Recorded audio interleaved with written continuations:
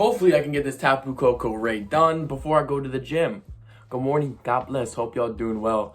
Tapu Koko is in raids. Actually, a lot of things are in raids. So I didn't know this personally, but I'm gonna give y'all a huge heads up on what's in raids right now, what you should grind for, because I mean there's a lot. So Tapu Koko is in raids. That's the raid I'm doing right now. I don't even think I have a Tapu Koko. Normally, I would love to get this shiny. So if I could possibly get this would be amazing.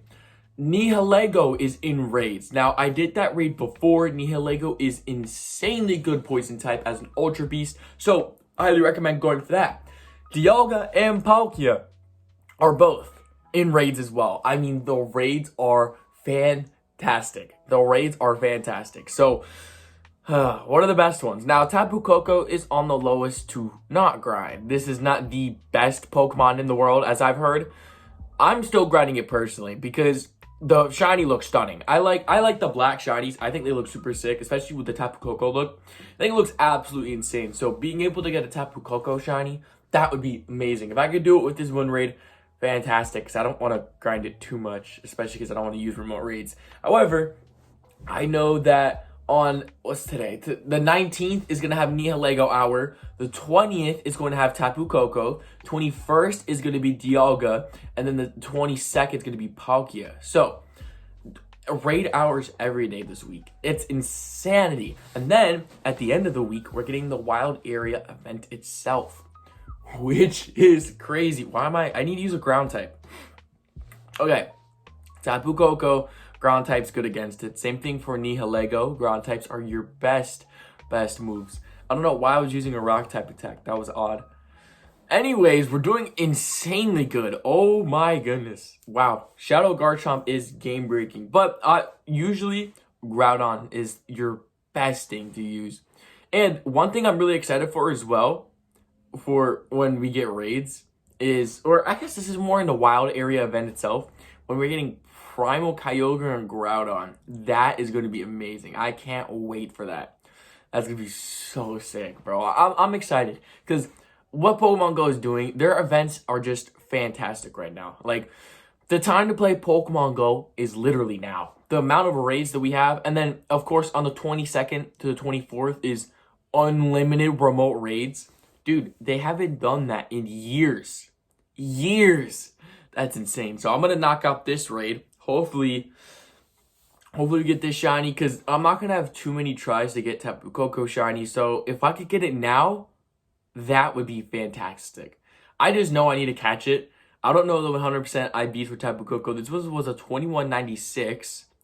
So any rare, yes, rare candy is great. Because my biggest grind personally is going to be getting at least a Palkia with its special attack. So then I'll be able to, reach more Pokemon. Second thing is Dialga, and that's going to be my biggest thing, so I can get a bunch of candy for Roar of Time. But there's one huge thing that I need to talk about that I think is going to literally help you get Galarian birds the easiest. So, is it shiny? It's not. Darn, 2196, I did not know this was weather boosted. So, that was a really bad throw. With the Wild Area event, we saw this in Fukuoka, Japan.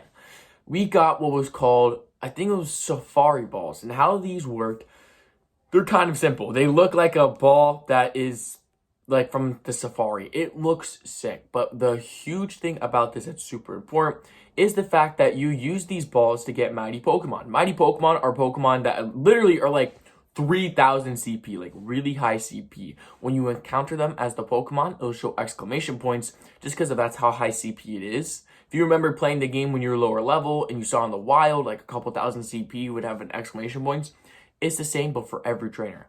So, big thing with that as well is mighty Pokemon not only have a higher chance for higher IVs, but also their chances for XL and XXL. So, they're amazingly good.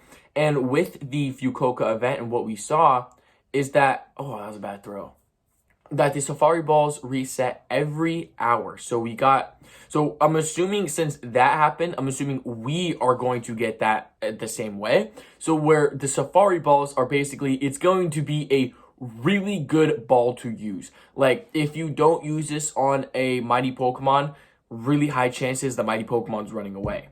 So, Safari Balls, that's how big they are. Oh, Tapu Koko is in the Pokédex for the first time. That is awesome. How is the IVs looking? I'm just going to keep it just because this is my only Tapu Koko. Whoa, Luxio. That scared me. I don't know why there's a Luxio. But I do want to... Let's catch this real quick. Why is there a Luxio in my house? Anyways. So Safari Balls, they're super important and we're going to get them during the wild area.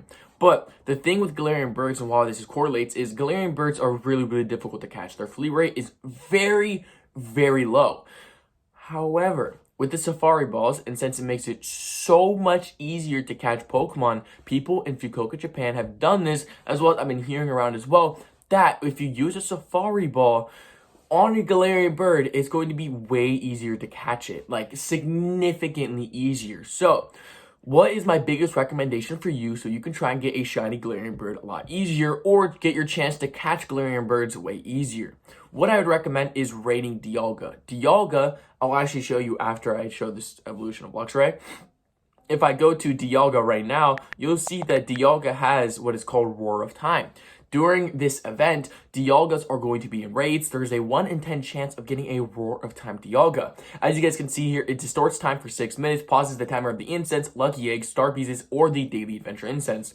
Which the daily adventure incense is right here. And this is the only thing you can use in order to get a Galarian bird. So what you would do is you would pop the blue incense and then use the Roar of Time. Since Dialga is in raids, you can get a bunch of candies. Instead of using just normally rare candies on Dialga, like I'm going to do, you can also, matter of fact, just raid it in raids and just get a lot more. So once you do that, I highly recommend once you do that, you'll be in the wild area event, assumingly like the 23rd and the 24th. You know, you pop your blue incense during that event, start walking around, use Roar of Time for a couple hours, and while you're walking around catching the mighty Pokemon, catching the shinies, and you save some of the Safari Balls, you can use some of the Safari Balls on the Galarian birds. And I'm going to try and do this as well. So what I'm personally going to do is just raid a bunch of Dialgas, have many rare candies, use it all for Roar of Time.